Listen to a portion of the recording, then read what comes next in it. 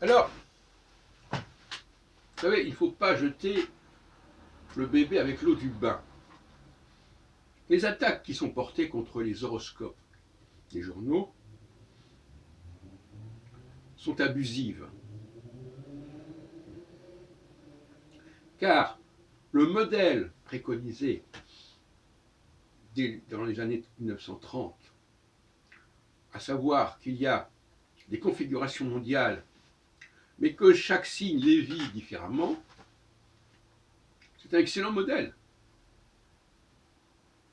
À savoir qu'une configuration n'a pas la même signification pour tout le monde.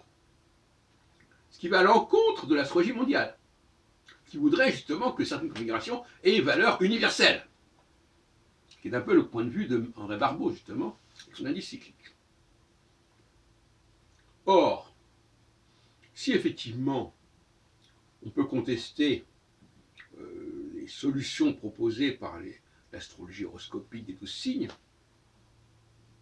sur le plan de la philosophie de l'astrologie, ces gens-là ont raison. Il y a effectivement un schéma général,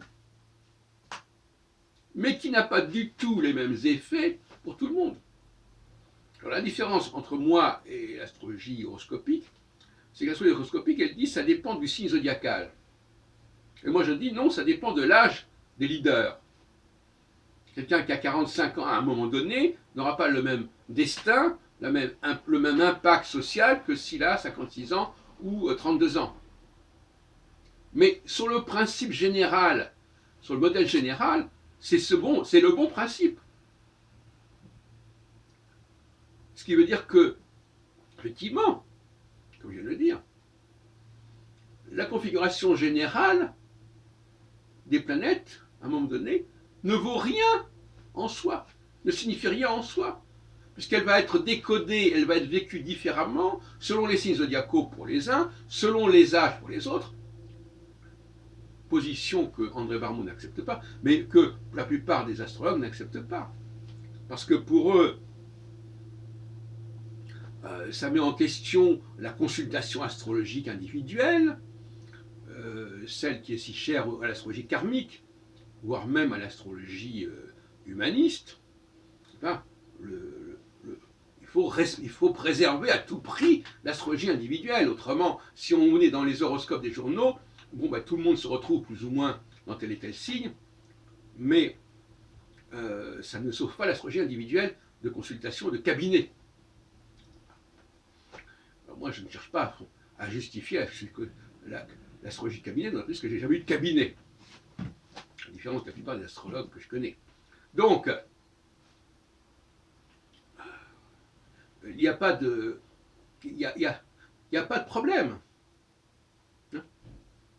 L'astrologie des 12 signes, je ne cherche pas à la justifier en elle-même, ça ne me paraît pas le bon principe de diversification, mais l'idée de diversifier les effets d'une configuration mondiale selon les signes me paraît excellente, selon les signes ou selon d'autres critères.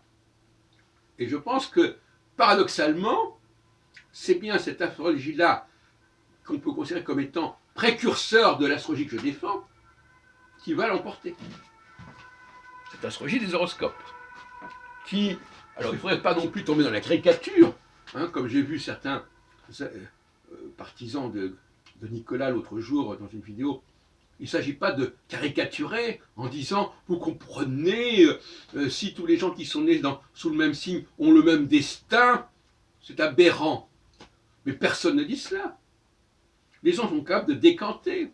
Les gens sont capables de dire, voilà, il y a des lignes générales qui vont être valables. Ça ne veut pas dire que les choses vont se développer de la même manière dans tous les détails. Là, il y a une mauvaise foi coupée au couteau de tenir des propos pareils. Pourquoi ne pas dire simplement, oui, bon, il y aura effectivement, selon les catégories, des phénomènes généraux qui se retrouveront. Ce n'est pas la peine de caricaturer, même si, enfin je pense qu'il ne faut pas prendre les gens pour des imbéciles. Aucun lecteur d'horoscope ne croit que ce qui lui arrivera à lui arrivera aux autres exactement de la même manière. Et d'ailleurs, on sait très bien à quel point le langage est ambivalent, est ambigu, et qu'il y a toutes sortes d'interprétations d'un même texte. Alors n'exagérons pas, ne nous moquons pas du monde, s'il vous plaît.